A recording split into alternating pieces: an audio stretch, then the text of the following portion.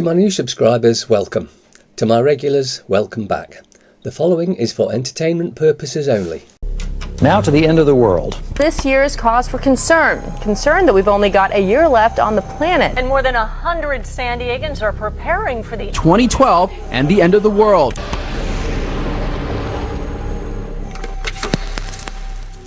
Well, I don't know about you, but the last time I checked, I was still very much alive.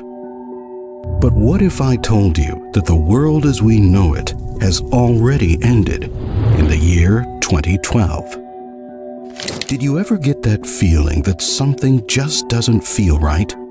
Things don't add up anymore. And well, something has changed, but you just don't know what it is. Well, you are not the only one. On December 5th, 2013, it was reported that anti-apartheid activist, politician, and the first president of South Africa, Nelson Mandela, sadly passed away. Except that many people remembered him dying in prison in the 1980s. Immediately, this strange phenomenon blew up on the internet, with people reporting other instances where the reality that they remember differed ever so slightly from what is actually reality, dubbing this phenomenon the Mandela effect. What is that? Take a look at this picture. You might think there's nothing wrong with the Pokemon character Pikachu, but would you be surprised if I told you that the black tip on the back of his tail never existed? Another instance is in the movie Star Wars, where you might remember Darth Vader saying, "Luke, I am your father." Except that the line was never in the movie at all, and he actually says, "No, I am your father." Snow White and the Seven Dwarfs? Mirror, mirror on the wall, who's the fairest of them all? Well, that's not it. And it's actually magic mirror on the wall, who's the fairest of them all? A quick search will reveal many such examples all over the world where the collective remembers something a certain way, but the reality is so different. But maybe one of the more chilling examples comes from the children's hit TV series The Berenstain Bears, where I could swear that it was spelt S-T-E-I-N, except it has and always has been Berenstain Bears spelt with an A. I can't really put my finger on that strange feeling I experienced, and had to go deeper down this rabbit hole to find out if something somewhere along our timeline had gone really wrong. Some say that this is proof that time travelers already exist and have been time traveling back and forth in time, changing history as we know it, ever so slightly. But perhaps there is something a little more sinister at play. That is where I came across this. On August 22nd, 2016, an anonymous 4chan user posted this thread claiming to be one of the 23 scientists at CERN responsible for the Mandela effect, stating that the planet was in fact destroyed in an extinction-level event and our consciousness was transferred to a different world. He then went on to explain that all of us had to have updates to our body in order to survive the increased toxicity of the Earth. However, according to him, some of the updates might not have worked according to plan, suggesting that we have all been already living in an alternate reality. Taking the thread at face value, it just seems like the work of an online troll with a vast imagination. However, upon scrolling through his replies and responses, it seemed that the author was either crazy or perhaps he knew something that we didn't. But then, this video surfaced. Released by CERN, this video titled "We Are Happy at CERN" seemed to be a promotional video showing the enjoyable work and fun life at CERN. But wait, hold on. What's that right there? What you are looking at is a screen grab of a CERN employee holding up a sign saying we are happy here at CERN, and on the surface it seemed like nothing was wrong. But if you look a bit closer, interestingly enough, there seemed to be more symbolism at play here. Besides the uncomfortable and suspicious nature of the employee, around his neck there hung two signs reading Bond 1 and Mandela. What is the significance of that, you might ask? Well, it seems that Bond 1 was actually code for an actor called Barry Nelson, who played James Bond in a 1954 made-for-TV movie called Casino Royale, marking the first time James Bond ever made an appearance.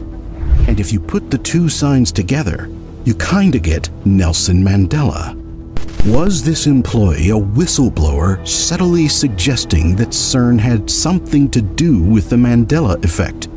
Even if the video was a gag, at some point in time, every conspiracy theory stems from a kernel of truth.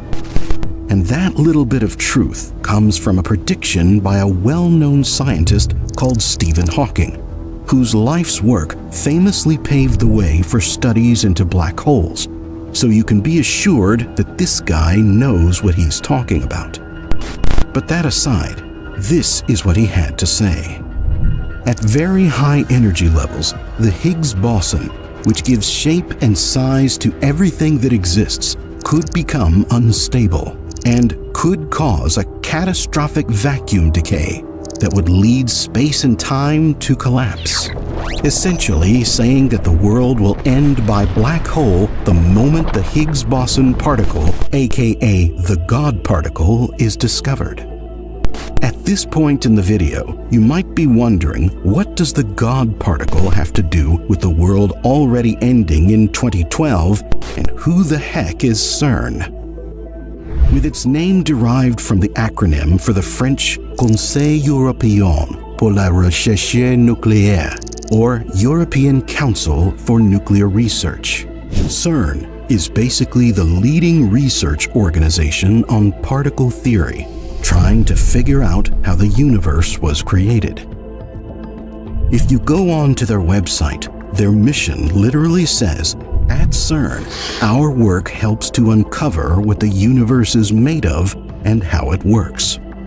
Their endeavors include building the largest hadron collider in the world and attempts to create tiny black holes for studying antimatter. Wait, create tiny black holes? What? Am I the only one that feels like this is a tad bit, I don't know, dangerous? Never mind the fact that they have a Lord Shiva statue out on their front porch, which just happens to be the Hindu god of destruction, or that their logo sports 666, the number of the beast. It is very clear that the work CERN is doing seems to be skewed towards playing God. And when it comes to playing God, we immediately think of one person, the prince of the world himself, Satan. Don't just take my word that something suspicious is going on at CERN, because here is another coincidence for you. By looking at the writings of the Bible in Revelations chapter 2, verse 13. "I know where you live, where Satan has his throne, yet you remain true to my name. You did not renounce your faith in me, not even in the days of Antipas, my faithful witness, who was put to death in your city, where Satan lives."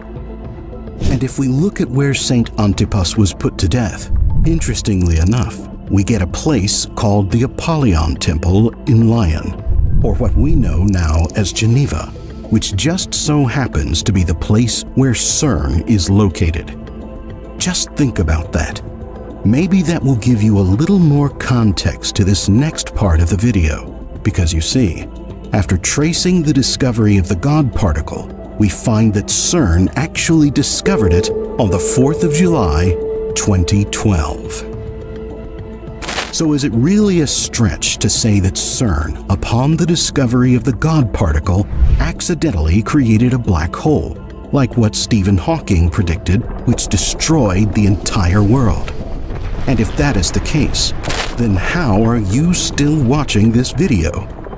Well, It is important to note that over the last decade, many theoretical physicists have come to believe that all outcomes and events happen simultaneously, essentially suggesting that we are a part of a multiverse that is ever expanding with every decision that we make. With some scientists believing that the universe we're now in was born from a black hole, which opened a bridge sucking two parallel universes into each other, causing people to remember information differently, when the truth of the matter is that their realities were just getting crossed with one another. So were we just sucked to a parallel universe when our own reality disintegrated? Well, it kinda makes sense, because if our universe was indeed sucked into a black hole, and we did emerge on the other side, nothing would have changed for us, and the only clues that could point to signs that something had gone really wrong would be our memories being so slightly different from the reality in that alternate universe. But if you still think that it's a bit of a reach, did you notice that ever since 2012, time seems to have sped up, and the world seems to be spiraling more and more into chaos every single day? Is it weird that the earliest reports of the Mandela effect actually only occurred in the year 2012? Or how about the fact that the Mayans, who accurately predicted multiple astrological events in our universe, believed that the universe was going to be destroyed at the end of their calendar cycle? That end coincidentally being the year 2012. Or even a man named Terence McKenna, who used the ancient Chinese I Ching system of 64 hexagrams to graph the King-Wen sequence into a fractal pattern that weirdly enough lined up perfectly with major world events throughout history. And spoiler alert, the graph collapses to 0 in the year 2012, predicting that time had already run out. But perhaps the most peculiar one was a whistleblower by the name of Preston B. Nichols, who wrote books detailing time travel experiments at the Montauk Air Force Base, which was eventually confirmed by CIA declassified documents, claiming that despite their successes in traveling through time, they were somehow never able to time travel past the year 2012, because they could find no future beyond it. And while that might sound like something a 2012 doomsday believer would say before the year 2012, that is just it. He made that claim in 2014, a whole 2 years after the world supposedly ended. Normally, people predict the end of the world before the world ends, not after, and certainly not after the world survives. So what was his deal? Was he someone who had seen the true reality of things and was just trying to expose the truth and shed light on where we truly are right now?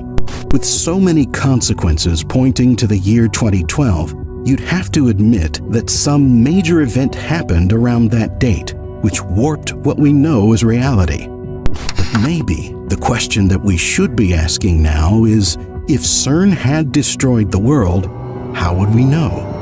And where exactly are we now?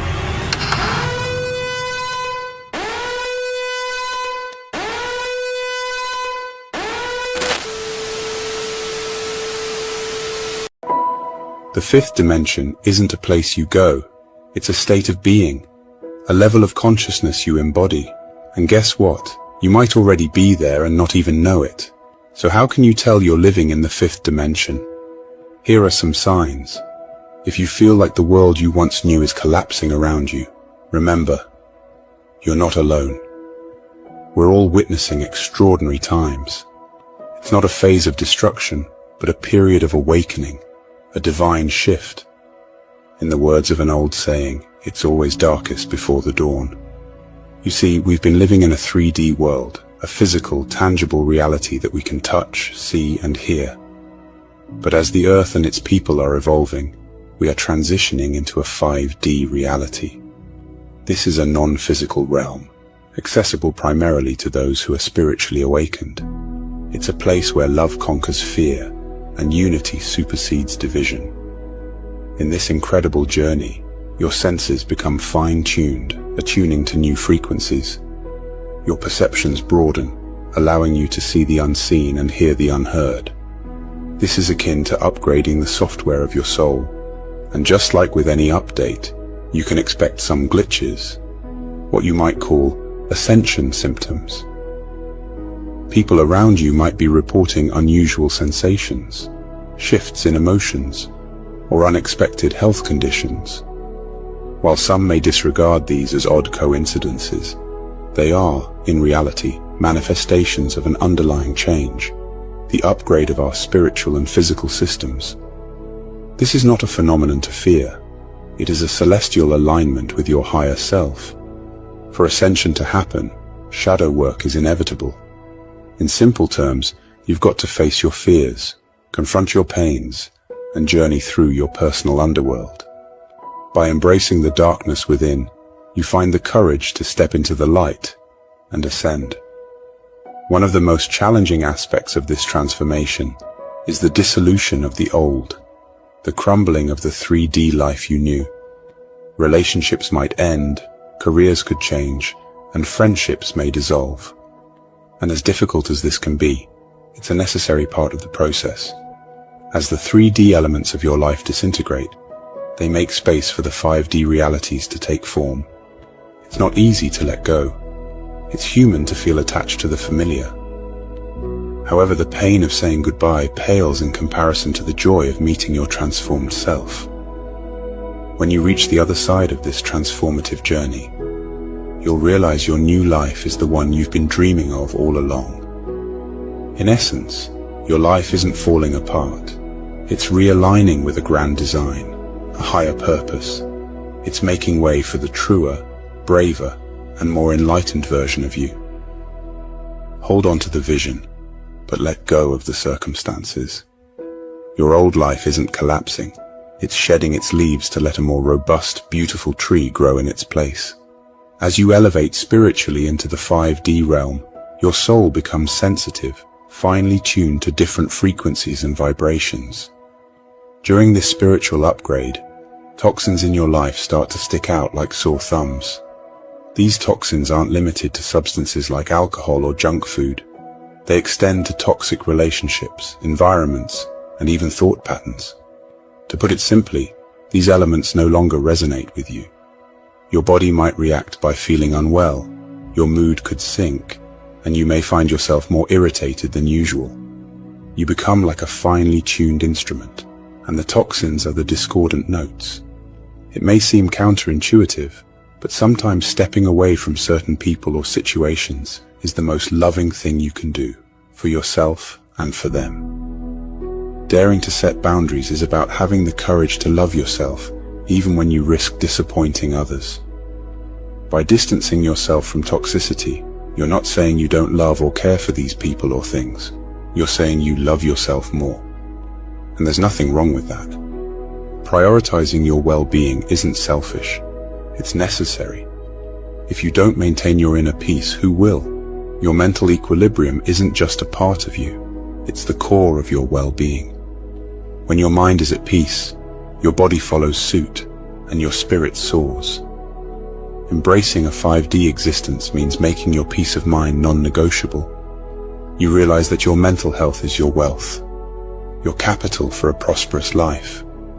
If you identify as a light worker, this shedding process takes on an even deeper dimension. Your purpose isn't just personal growth. You are a beacon guiding others through these transformative times.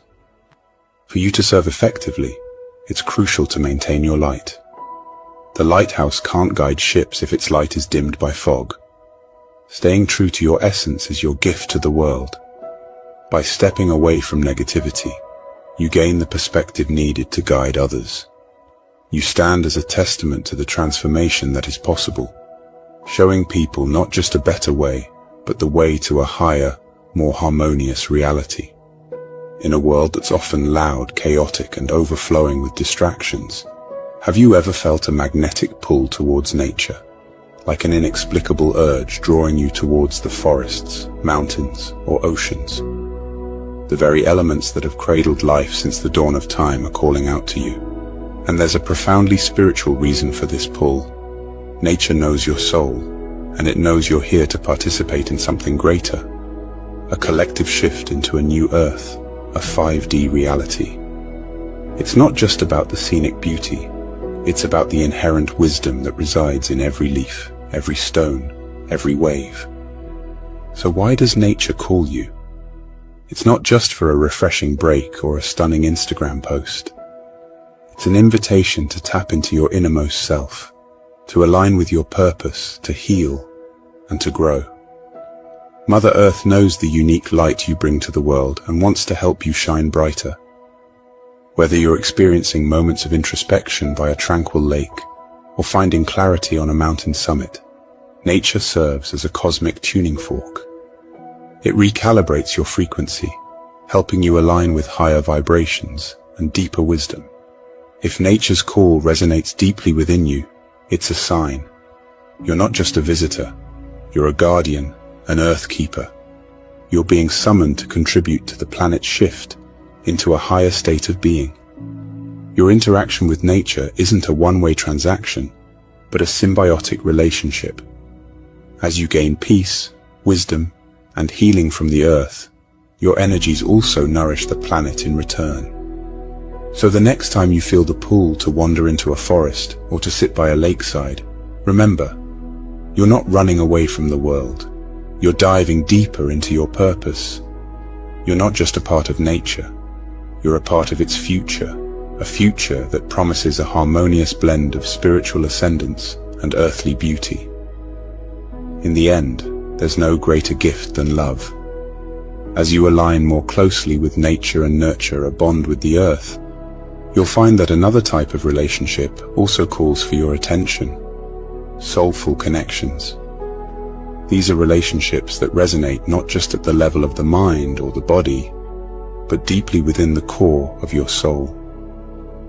In a 3D world focused on materialism and superficiality, interactions often stay at the surface.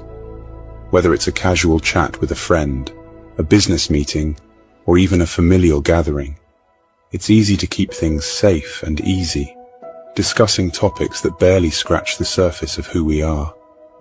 However, as you ascend into a higher level of consciousness, you'll find this no longer suffices. Your soul starts to crave depth. It longs for something more substantial, meaningful, and genuinely authentic. When you ascend spiritually, you become fluent in a new language, a language that doesn't need words because it speaks directly to the soul. This language is not expressed through grand gestures or elaborate conversations. It's found in a simple smile, a compassionate touch, a silent shared moment that says more than 1,000 words ever could. As you tune in to this higher frequency, you'll begin to attract relationships that resonate at the same level. These could be twin flames or spiritual companions who walk beside you on your life path. Unlike conventional relationships, these connections are filled with purpose. They're not always romantic. In fact, soulful relationships can manifest in many forms: friendships, mentorships, or even familial bonds. My dear friends, if you are experiencing all the signs we have discussed, you are already living in a fifth-dimensional world. If you could share it with your friends and family, I hope you have a beautiful day. So what do you think reality is then? A few minutes ago you said people think this is the reality. What is it? Yeah, the closest I've heard it's come to it is, if you could imagine being in a small room like 10 by 10 by 10, and it was filled with tiny little bubbles that big. I mean, just filled with them. And each of those bubbles is another existence of a world or a reality. And we are consciously, in our decision making, even the decisions we make, which are totally unconscious, jumping from bubble to bubble to bubble to bubble. But it's not in a continuum. They're not interconnected. We may be in this little bubble back in this right-hand corner near the floor, and that one decision puts us up in the upper left corner near the ceiling in another tiny bubble. the mistake we make is it's the exchange of all the information in those bubbles by all the consciousness bouncing around in all those bubbles. It is like this holistic understanding for what reality is. We assume that everything we do that someone else does is exactly the same. That's not. And you see that in every single thing that happens with a human. But one of the most obvious and easiest for me to talk about would be observation. Witness statements are terrible. Sure. You can have a 3-second event in a crowded room. If there's 20 people in that room, you get 20 different stories in reporting it. And the reason why is we come from our intellect is born out of different cultures, different training, different customs, different teachers, different beliefs, different, and you can go on with different till the cows come home. But we assume everybody sees, smells, tastes, feels, hears the exact same thing we did. That's a mistake. And until you start understanding that you're kind of victimizing yourself by living in a world where you think everybody thinks like you are. You're missing some stuff. I hate to tell you. And that's provable. There's observational things, tasting things, hearing. Every sense the human has can be fooled. And it can be fooled with two different people in the same room, fooled differently. So you've got to learn to appreciate what other people bring when they come into the room you're in and you're sharing that same bubble in that moment or in that second. Could you be fooled in the same way in your OBE experience? Oh, sure. You can absolutely. Yeah, it's just one more bubble set. Oh. So it's we assume everything's real. And I don't think anything is. I think it's our own creation. And I think there's a reason for it. The reason is we're all here to have some experience to carry forward so we have a better understanding for who and what we are. But we're not anywhere close to understanding what we as a single human life in a very finite span, what we represent. So when you leave, we may be the feeler of some collective. Feeler is trying desperately to know why it is. And the only way to do that is summation of experience. So when you finally exit your body for the last time, what do you envision? What's that? You just change clothes. Ha. In other words, you're the same entity. It's just that the breadth, width, height, and depth of you as an entity changes. Are you going to explore the cosmos when you finally leave? I don't know what I'm going to do. But the cosmos may be too small. I don't know. And the backyard might be too big. I don't know the answer to that. And you can't know the answer to that in this life, place, time, and situation. All you can do is try to make the best of what it is you are living in. And in my experience, whatever you do should produce something positive for you. And only positive action provides a reaction that's positive for you. Nothing else will. So why people insist on being negative about things and then wonder why their life's crap is beyond me. And you know? Those are simply wise words. Yeah. It's a, you know, if you really think about it, everything you do, if you think about it and you try to do the best possible thing, it's going to feed back to you. It's going to loop back.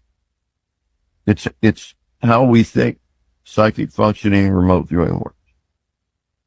The reason I know what's going to happen 110 days out is because at 110 days out, it happens to me how I report it.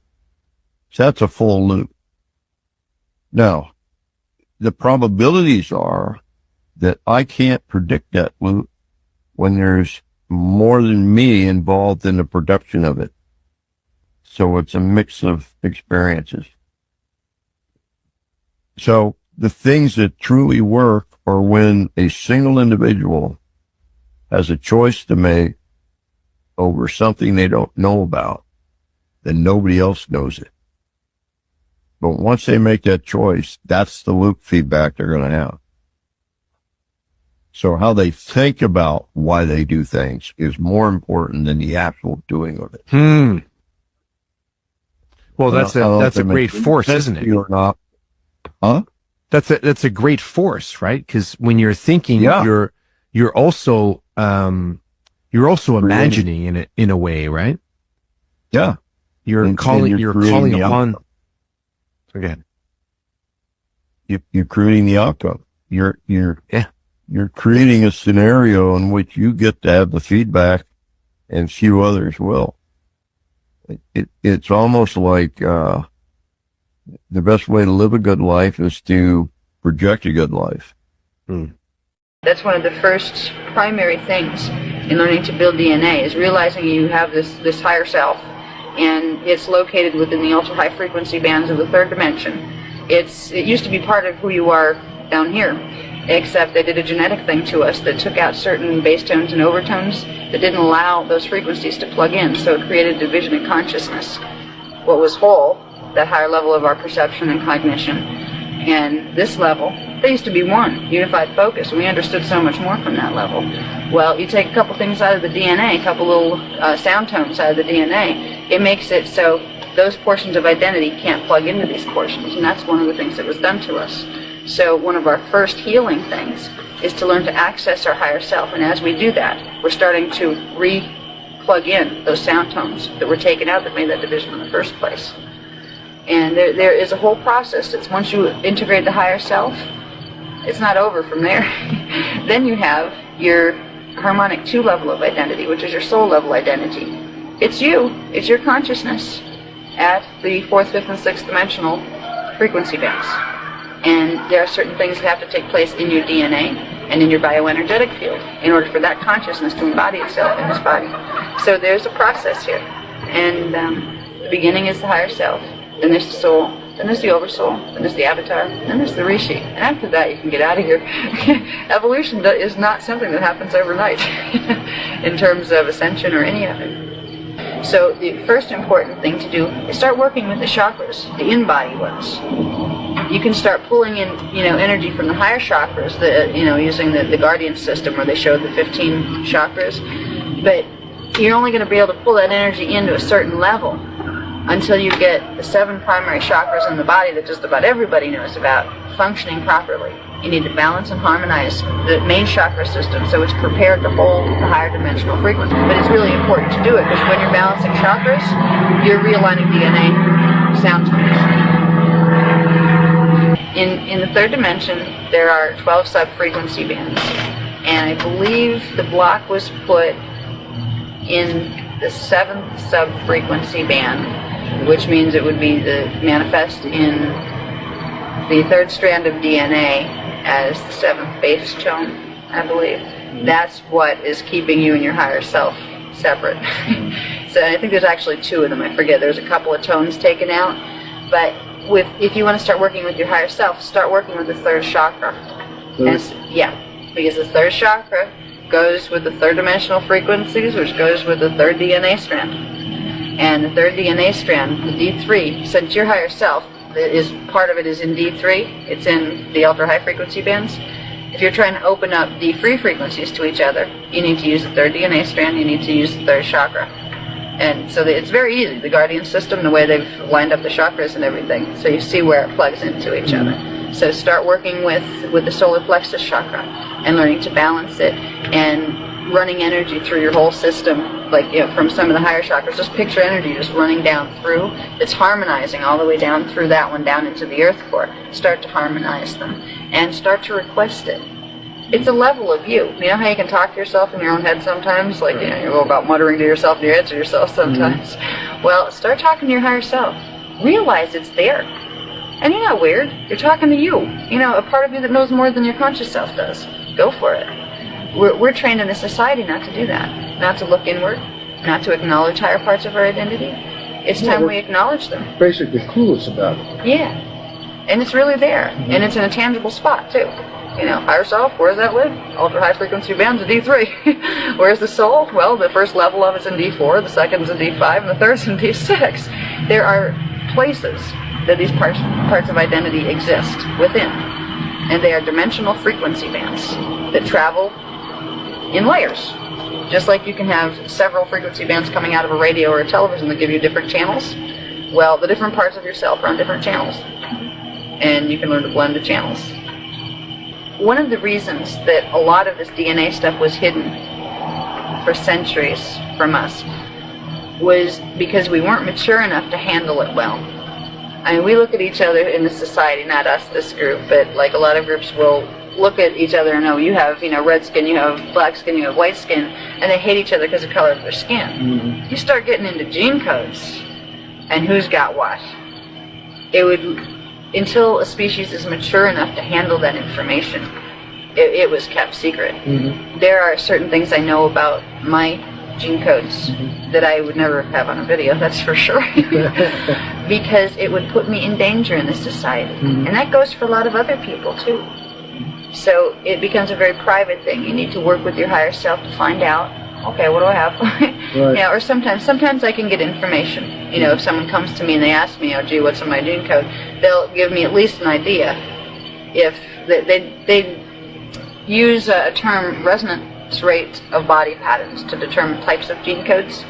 And say an 11 resonant rate body pattern, which is the highest on the planet right now, has a full set of 11 frequencies. Mm-hmm. And it has 11 strands, basically. And some of them are etheric strands, where you're not going to see them under a microscope, but they're still functioning. They're sending energy down into the operating strands here. There are people, I think the range is between 3.5 up to 11 right now, as far as resonance rates of body patterns. Mm-hmm. The highest you can go in a body pattern is a 12. Mm-hmm. And they can't have them on the planet right now because that energy would literally explode the Earth grid. But they're coming very soon. Once this infusion starts taking place, mm-hmm. there are going to be ones that, children born that have the gene codes that carry the full 12-strand package. Mm-hmm. And it's going to be interesting because you can't detect who they are. You'll be able to tell by their genes. I mean, if strange things start to happen around them and things levitate, well, you might be dealing with one of them. Mm-hmm. But it's a very private matter. Mm-hmm. And it needs to be kept that way for safety purposes. There's a level of surrender that's needed by the ego, by the conscious personality. Mm-hmm. And it's not a surrender to a guardian or to a big god up in the sky. It's a surrender to the soul identity. And an acknowledgement that soul identity is just you at a level of consciousness where you remember why you manifested yourself here. So it's like, you might as well listen to your soul. It's yourself. And it has more knowledge. Once you cultivate the ability to surrender, sometimes it's scary, because your soul will test you if you're testing yourself. It's like, okay, this is a little challenging here. Is she going to run for the easy way out, or is she going to actually turn to soul direction and follow the advice that she gets that way? Mm-hmm. I've been through those tests, and I understand them to be self-tests. Mm-hmm. Me as a soul and testing me as an ego. Mm-hmm. That kind surrendering yourself is really surrendering your ego. Yeah, but it's not getting rid of the ego. A lot of the, especially Eastern philosophies tend to teach, wipe out the ego, stomp all over it, and kill it to death. Mm-hmm. It's not about that. You embrace it. You incorporate it into the rest of the identity. and it becomes more than it ever was. It's not about, taking it out like it's a cancer and throwing it away. It's not about that at all. So it's integration of the ego. And first you integrate it with the higher self, and then you don't have an ego anymore. You have a part of you that looks out on the world, just like the ego did, but it looks out with greater cognition. You become your higher self. And then once you become the higher self, you don't get rid of the higher self to become the soul. You integrate the soul in, and the higher self kind of becomes absorbed within it, and now you're the soul. And that's how the progression goes. You start with nobody gets lost in the process. You don't have to divide yourself up, your personality up in pieces and cut part of yourself off as bad and wrong. And there's a lot of distortion in a lot of the spiritual traditions that teach you that. They teach us our bodies are sinful, they're horrible, they're bad. They teach us our emotions are bad, or they teach us our intuitions are bad. That's wrong. And that was given to us to keep us blind and to keep us from integrating. We need to step beyond that.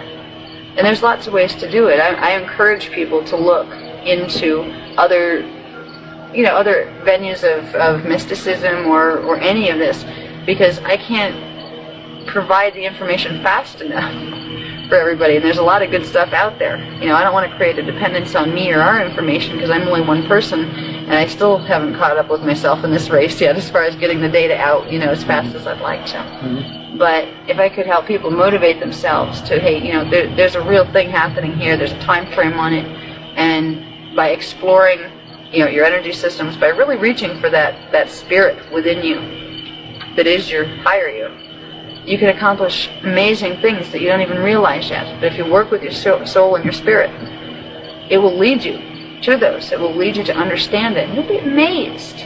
You'll be amazed at what you can overcome. Are you tired of shopping at the soulless supermarkets? What if I told you could break away from the supermarkets and actually shop for a very similar cost, all organic, and be supporting small businesses locally and nationally who feel the same way as you and who have your interests at heart? That's what we can do at the Good Food Project. We've got an amazing range of top quality organic food. This is some of our orders getting ready to go out throughout the UK tomorrow. People doing full shops with us.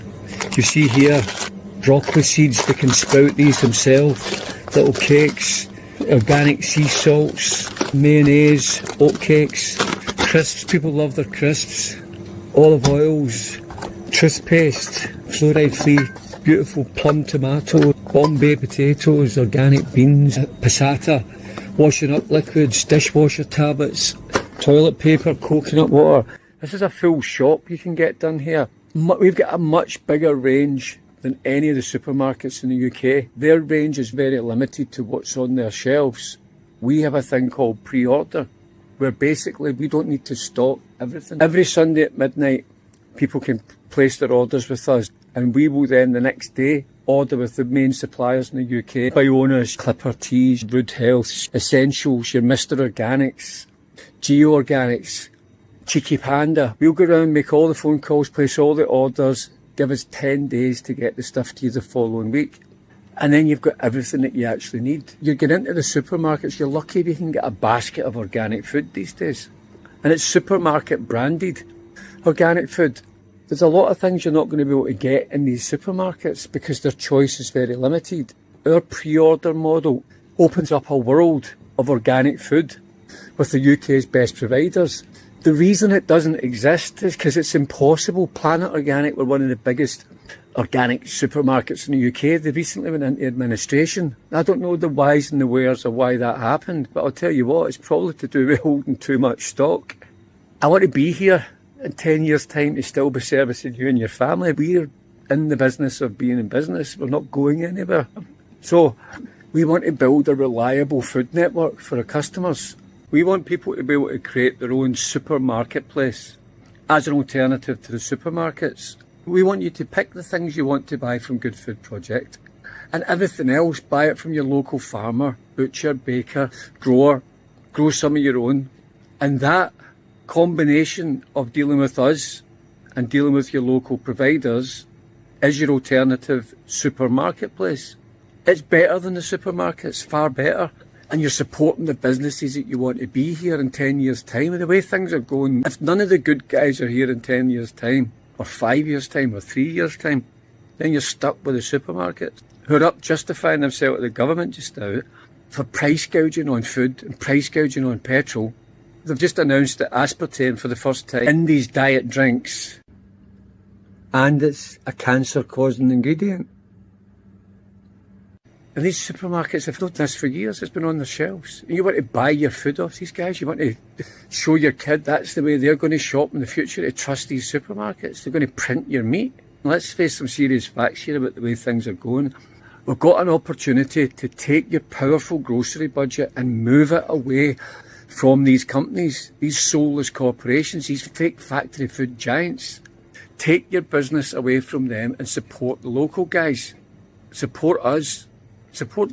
Just support the local guys. Don't support us. If you like what we've got, buy some stuff from us as well. It doesn't really matter. We've got a good offering, so you're going to come to us, I'm pretty sure anyway. Right, we've got a good service, we're good people to deal with, and we've got a great customer base. We're working closely with our customers. They're enjoying the experience. We're enjoying the experience. It's very personalised. It's good old-fashioned customer service. Why shouldn't it be? We can negotiate some of the best contracts in the UK on your behalf. We take thousands of people's grocery budgets, we harness the power of those budgets, we take it out to market, and we can go out and negotiate the best deals for you. The food comes into us, we get it out to you, it's in your fridge, it's in your freezer, it's in your cupboard, it's on your table, and you've got the food that you need at the prices that you want, and it's as good food as you're ever going to get anywhere in the UK. And the Good Food Project is helping pull this super marketplace together for you. So we invite you to join us. We really want everybody in the UK who's interested in organic food to step forward now. Put in a test order. We've got people, first timers, watching videos like these, and they're coming in with a £300 order. This is unusual for us now. We're seeing a different type of customer, organic shoppers. They're coming in and saying, send me all of this stuff. I like everything you've got. I get messages, and I'll tell you this, I get messages that some people say you're too expensive, but I also, at the same time, I get people saying, I've just put in a basket of shopping. You're not much different from my supermarket. Supposedly, good quality organic food fills you up better. You get more of the nutrients out of it. So I don't think you spend as much anyway. We have to be a wee bit more frugal. We have to think about what we're spending our money on. Do you really want to be buying non-organic takeaway food? Or giving Starbucks your money for a coffee anymore? You'll be still there. Is that the stage that we're still at? That we're turning a blind eye to what these people have done? Have a look at what's on those supermarket shelves. Take a Yucca app out and scan the stuff. A lot of you guys know about Yucca. Go out and scan the stuff and look at the poisonous chemical crap that's in it. And they've put it on their shelves knowingly. You tell me their buyers don't know what's on those shelves. I couldn't get away with it on these shelves. You guys you'd hang me. If we tried to do that, we wouldn't. We're in the business of good food. That's why we're called the Good Food Project. Guys, we want you to join us. We want you to get involved. It's a powerful movement that we've got. Come and join us. Get your wallet out. Place a test order. Get your veg, get your meat and poultry. Get a veg box. Fill your pantry up. Switch your toilet paper over. Find the things that we've got that you want. Try them. Your family will be delighted. They'll be glad you did it. You're going to have better food on the table. You're going to be glad you left the supermarkets. You're going to be breathing life into an alternative food network. It's the only way to go. Guys, we've got to do this. We've got a major opportunity here. Come and join us.